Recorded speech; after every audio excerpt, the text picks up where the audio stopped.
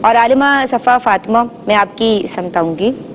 اور ہمارے ناظرین کو سمجھائیے کہ صحابہ کرام علیہم الرضوان کا جو جذبہ شہادت تھا اور جو حضور جان عالم صلی اللہ علیہ وآلہ وسلم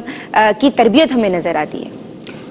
نبی کریم علیہ الصلوۃ والسلام نے ارشاد فرمایا ان ابواب الجنت تحت ظلال السیوف، یعنی نبی پاک علیہ الصلوۃ والسلام نے یہ بیان فرمایا کہ جو آپ کی تلواریں ہیں ان کے سائے میں جنت کے دروازے ہیں۔ تو یہ ان تلواروں کی بھی فضیلت بیان کی گئی۔ نبی کریم علیہ الصلوۃ والسلام کا یہ فرمان ہو اور خود شہادت کی تمنا کریں تو کیسے ممکن ہے کہ صحابہ کرام کے اندر یہ جذبہ نہ ہو؟ صحابہ کرام ہر بار جب بھی سرکار علیہ الصلوۃ والسلام نے غزوہ کے لیے پکارا، ہر بار سب صحابہ کرام نے بڑھ کر لبیک کہا۔ اور اسپیشلی یہاں پر اس غزوہ کا ذکر کرنا چاہوں گی، غزوہ خندق، جو کہ اچانک کفار اپنی پوری تیاری سے مسلمانوں کی طرف آ رہے ہیں۔ یہاں معاملہ یہ ہے کہ یہودیوں نے اپنا معاہدہ توڑ دیا ہے جی۔ اب ایسے ہوش ربا حالات میں صحابہ کرام کا اقدام کیا ہے کہ نبی کریم علیہ الصلوۃ والسلام نے اس وقت جب کہ بھوک کی بھی شدت ہے اور بھی معاملات ہیں جن کو دیکھنا ہے، اپنے اہل بھی ہیں، اور اس طرح سے جب صورتحال سامنے ہے کہ اچانک خبر ملتی ہے کہ کفار مکہ تو حملہ کرنے والے ہیں اور بھرپور تیاری سے آ رہے ہیں، ایسی صورتحال میں صحابہ کرام کو جب یہ حکم ہوتا ہے کہ آپ نے خندق کھودنی ہے، جی، اس میں بھی پیچھے نہیں ہے اور نبی کریم علیہ الصلوۃ والسلام کے ساتھ خندق کھودنے میں لگ جاتے ہیں۔ خود نبی کریم علیہ الصلوۃ والسلام اس عمل میں شریک ہو جاتے ہیں، حالانکہ بھوک کا کیا عالم ہے کہ اپنے بطن پر پتھر بھی باندھے ہوئے ہیں، لیکن اس کے باوجود شکوہ زبان پر نہیں ہے یہ جذبہ شہادت کا کہ بس اللہ رب العزت کی راہ میں جس چیز کی قربانی پیش کرنی ہو ہم وقت تیار ہیں۔ اسی طرح چونکہ خواتین کا پروگرام ہے تو حضرت سمیہ رضی اللہ تعالی عنہ کا ذکر ضرور کرنا چاہوں گی، حضرت عمار بن یاسر رضی اللہ تعالی عنہ کی والدہ اور 7ویں مسلمان خاتون اور پہلی شہیدہ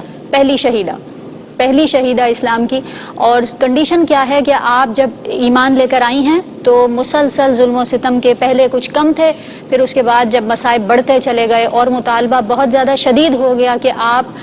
شرک کی طرف لوٹ آئیں ورنہ پھر آپ کو شہید کر دیا جائے گا اور ظلم و ستم کیا جائے گا۔ اس ظلم کی ذرا کیفیت دیکھیں، تھوڑی سی گرمی آج ہم سے برداشت نہیں ہوتی اور آپ کو لوہے کی زرہ پہنا کر اور تپتی ہوئی دھوپ میں کھڑا کر دیا جاتا تھا، اور آپ کے اس جذبے کی وجہ سے، استقلال کی وجہ سے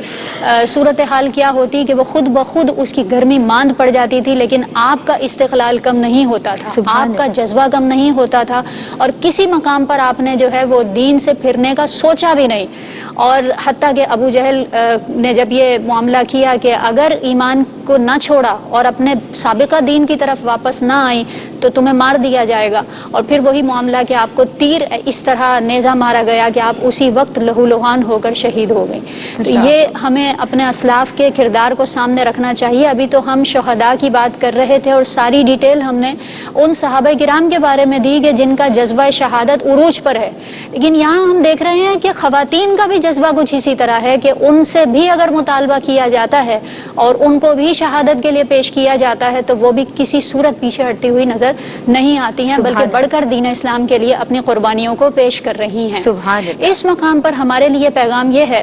کہ وہ خواتین جو میدان جنگ میں